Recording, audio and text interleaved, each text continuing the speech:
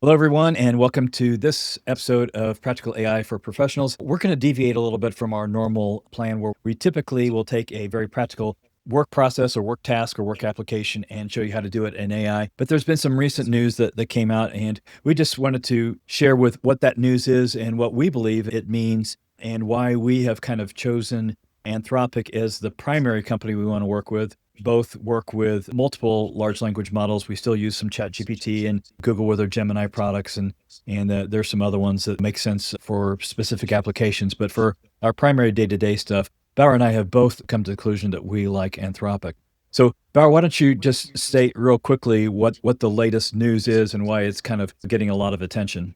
Thanks, Bruce. There's a lot to follow and it's happening very quickly, but as of recent, the Department of Defense or Department of War put an ultimatum on Anthropic that they were asking Anthropic to violate their terms of service, and Anthropic refused. We want to talk about the reason for that refusal and what the Department of Defense was asking it to accept and why it was refused. So, and at this point, the drama is escalating and Anthropic's being considered, I forget the exact official. A supplier at risk. So everyone that uses Anthropic that does business with the Department of War Defense would have to, even the US government too. Yeah. So, and that's a big deal in and of itself. I frankly think we don't need to go too far down this, but I don't think that's going to hold up. What we want to talk about though is what's developed so far. And you asked for a quick rundown.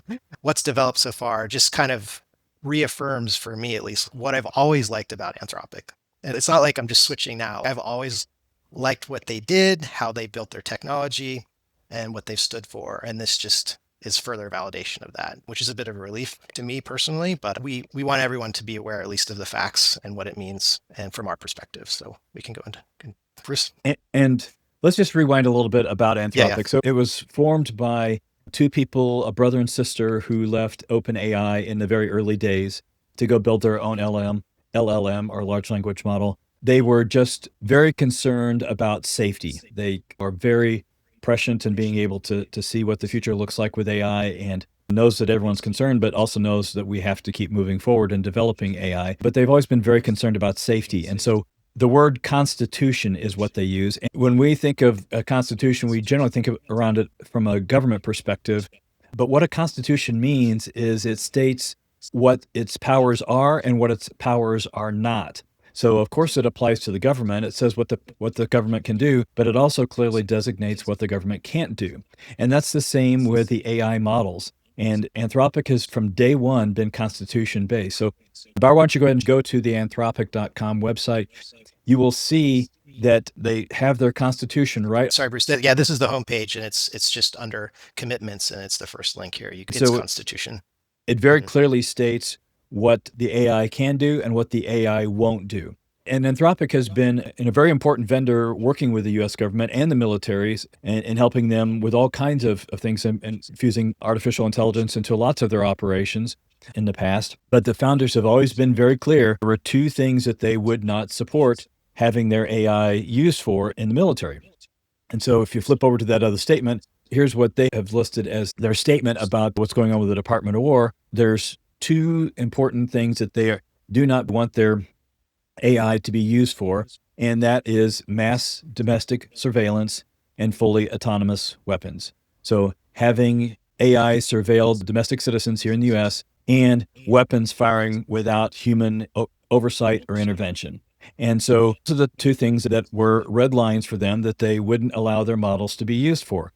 And when I listened to an interview just today with the founder, and he says, we're still trying to talk with the government. And if Congress ends up passing laws that these are allowed, that's fine. But until then, we want to make sure that unless there's some real good discussion about how this stuff will work, we're not going to go past this. So to me, there's a lot of finger pointing both ways. I don't care about that. What I really care about is that Anthropic is being very true to their values, which is why they left OpenAI to begin with and how they've built their company and how they've quietly grown to probably one of the top AI company. But with Bauer and I, they're the company we like working most with at the moment. So I'll just kind of stop from there. So what would you like to add to this, Bauer? Yeah, I'd just like to add the two reasons. The mass surveillance, that was Anthropic was taking a stand on principle that it's a violation of democratic principles. Has nothing to do with technology. Because frankly, I feel like the technology is completely capable of that, of aiding in that activity. And then so that's the principled stand, which I appreciate. I think we all do, or should. And the second being the autonomous weapons, that's more of a technology. I mean, it's also principle, but it's also technology, because they acknowledge that the technology is not reliable enough to support that. So I just think From a it's safety interesting. perspective. Yeah, exactly. Those two, and that's really boils down to it makes for me, the difference between Anthropic and a lot of other AI companies right now, that principle and transparency, and having the fortitude to say, fine, we don't want to play. Yeah. Yeah. And there's some statements out there saying that they're putting the U.S. citizens at risk, all this kind of stuff. Frankly, it's just a political spin. There's going to be other AI companies that are going to step up and allow the U.S. government to do what it wants to do. But that's not really the point here for Bower and me. It's really that we want to work with a company that is principled, does have safety high on its agenda, is very transparent about what their models will and will not do. And the other thing I like is there have been problems or things have gone wrong with one of the Claude versions. They're very quick to own up to it, pull back a little bit, fix things quickly, and then come back out as soon as they can. That it just shows their transparency in trying to do the right thing. So we just wanted to comment on that. Do you have any other thoughts there? I think we covered the news, like what's the hot topic in the news right now in Anthropic. It's worth, for those of you curious from the technology standpoint, and I don't claim to know LLM architecture very well, but there is actually, when we say constitution, like it is part of how they train their models. And it's a fundamental difference in some of the reinforcement learning techniques that other models, it's a different model architecture and the training.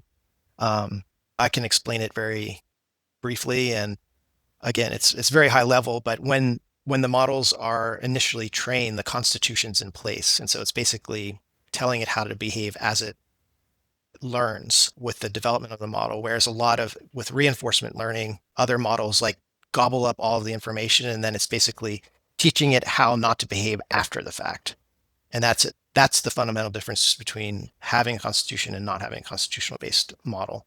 And so it's almost like the models aren't learning bad behavior that have to be unlearned later. And so it's fundamentally safer in its architecture, not just on paper. So that's an interesting aspect. And there's a lot more detail that could be explained there. And I might have even gotten some of the big points a little bit rough around the edges there. That's why I was interested from the beginning. I mean, when I was learning the model architectures, it was in deep learning AI. And that's when I learned that difference. And I was like, okay, I really like that idea.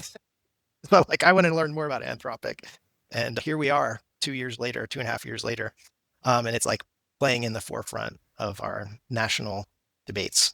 I think that's really insightful that you said that they trained it with safeguards up front rather than trying to put the safeguards in afterwards. It's like if you ever owned a dog and you try to train your dog, do you let them learn all the bad habits first and then try to untrain them out of the bad habits? Or do you, at a very young age, train them with good habits and then you don't have to worry about it after that? And so that's a really good ounce of prevention versus a pound of cure kind of thing. But I think that's really interesting to think about. So that's really good to know. Bower and I are not saying in any way or shape or form not to use ChatGPT or not to use Google or any of the other. We're just telling you that there's a little piece of news here. Here's our take on it. Here's why we like working with Anthropic. Of course, we also like the tools they provide us and the outputs that we're getting out of that. If those tools didn't work, we wouldn't be even having this discussion. But we do like their tools, but we also like the company and their philosophy and principles that support them. So with that, I think we'll sign off. Thanks for listening. And so if this was something that you found interesting, tune back in and we'll teach you some more practical approaches to using AI for your business. And when hot topics come up like this, we'll jump on and just share our thoughts, and hopefully that'll be valuable for you. So take care. Have a great day.